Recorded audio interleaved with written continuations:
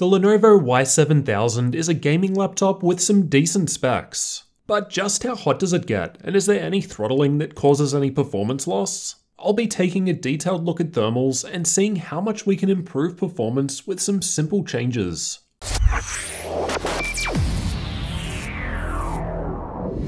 The configuration I've got has an Intel i7-9750H CPU, 80W NVIDIA GTX 1660 Ti graphics, 16GB of memory and dual channel, and a 15.6-inch 1080p screen. It's also available with different configurations. You can check prices of different specs with the links in the description. Air is pulled in underneath the machine through the vents towards the back, then exhausted out of the back from the left and right corners, as well as from the vents on the left and right sides towards the back. There are a couple of fans inside, with a heat pipe shared between the CPU and GPU. The Lenovo Vantage software lets us select between different performance modes, ranging from quiet, balanced, and performance. These different modes control power limits as listed here. However, no undervolting or overclocking is automatically done by the software. The software also allows us the option of disabling hybrid mode, which basically disables Optimus, thereby improving gaming performance, and I've done all my testing like this. Thermal testing was completed in an ambient room temperature of 21 degrees Celsius, so expect different results in different environments. Both the CPU and GPU are looking fine at idle. The rest of the results are from combined CPU and GPU stress tests, and are meant to represent worst case scenarios as I ran them for extended periods of time. The stress test results are from running the AIDA64 CPU stress test with only the stress CPU option checked, and the Heaven GPU benchmark at max settings at the same time to fully load the system. The gaming results are from playing Watch Dogs 2, as I've found that to use a good combination of CPU and GPU. Whether gaming or under stress test, the temperatures were the lowest in quiet mode, as this caps the CPU power limit to a low 25 watts. Temperatures raise up significantly with balanced mode, as this sets the power limit of the i7 to its default 45 watts. In performance mode, the CPU starts hitting thermal throttling at 94 degrees Celsius. I'm only showing averages here. With this game running, it was definitely still spiking up into thermal throttle territory, despite the slightly lower average than the stress test. It was possible to lower the temperature back a little simply by undervolting the CPU. This helped lower the GPU by a degree too, due to the shared heat pipe cooling design. It was possible to lower the temperatures with a cooling pad by a fair amount as well. These are the clock speeds for the same tests just shown. As expected, in quiet mode, the CPU performance was the lowest due to the CPU power limit caps. Interestingly, the GPU performance was the best here. I'm guessing because there's plenty more power and thermal headroom available when the CPU was doing less. Balanced mode improved CPU performance significantly. Then performance mode only helped a little extra, as thermal throttling was now the limitation. As undervolting the CPU in performance mode was enough to remove thermal throttling, we're able to hit the full 4GHz all-core turbo boost speed of the i7-9750H. So max performance was possible in these workloads with a simple tweak. Although the cooling pad did further help lower temperatures, it makes no difference here as the undervolt was enough to remove the throttling.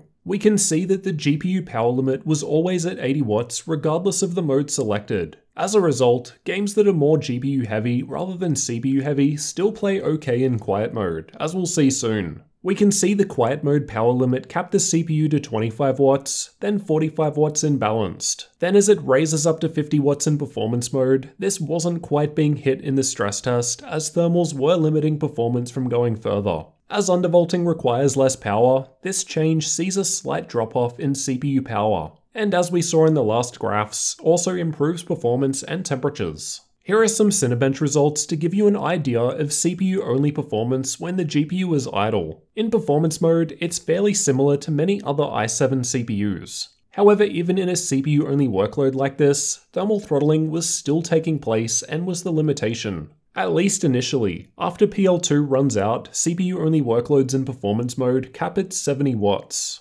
So thermal throttling stops and power limit throttling begins. The CPU undervolt helped out, allowing the i7 to perform without thermal or power limits being triggered. As for the external temperatures where you'll actually be putting your hands, at idle it was in the low to mid 30s, pretty normal. With the stress test running in quiet mode, the center is only warm to the touch in the low 40s. Stepping up to balanced mode didn't really change things. It's perhaps just a little warmer now. With the highest performance mode enabled, it's a little warmer now. Again, not really hot, just warm in the middle. And the CPU undervolt didn't really seem to change the external temperatures, despite the internals lowering. Here's how the fans sound during these different tests.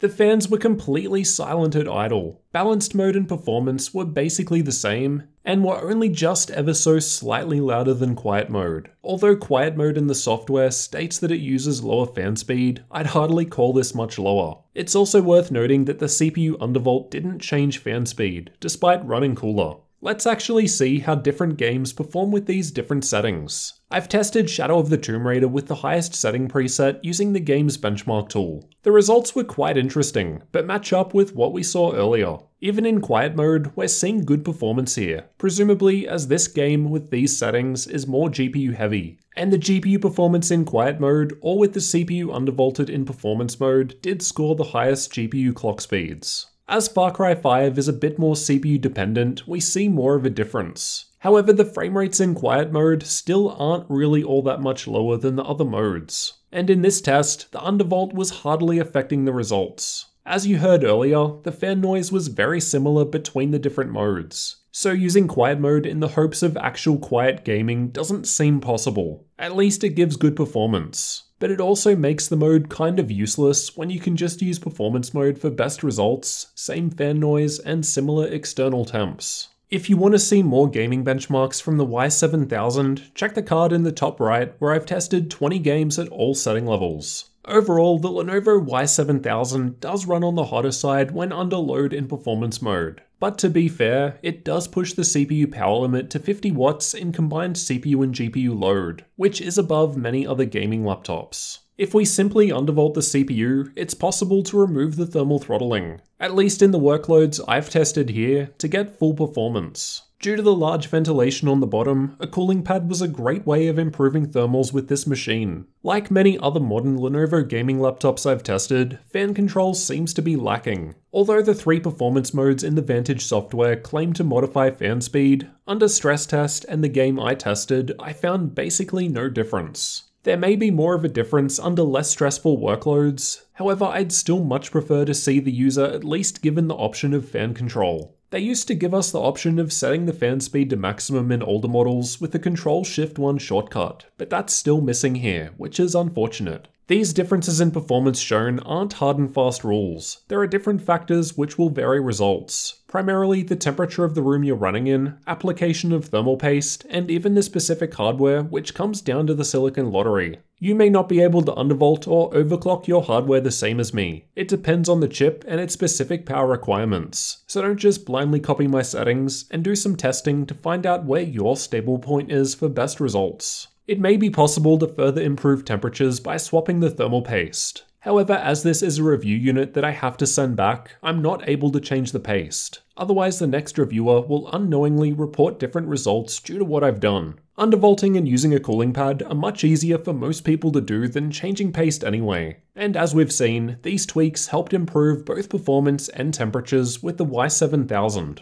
Let me know what you thought about the thermals from the Lenovo Y7000 gaming laptop down in the comments. And if you're new to the channel, you'll definitely want to get subscribed for the upcoming full review to see everything this machine has to offer.